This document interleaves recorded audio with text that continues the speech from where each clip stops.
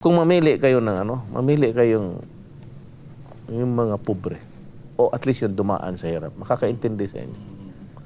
Pero yung pinanganak dito sa mundo to with this silver spoon, grade 1 pa lang, may gwardiya na, may kotse na.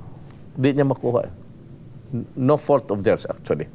Hindi rin nila kasalanan kasi orientation nila gano'n eh. And suddenly, they would be surprised na, oh, is this gano'n? Hindi nila makuha. Hindi nila makuha. Kasi yung tao, politiko ka, tapos, kaya ko, hindi ako tumatawa eh. Tumatawa lang ako pa sa pastor, pati yung anak ko. Pero alam ng tao na sa kanila ako. Magtingin lang ako sa crowd ganon, tapos tawan mo na.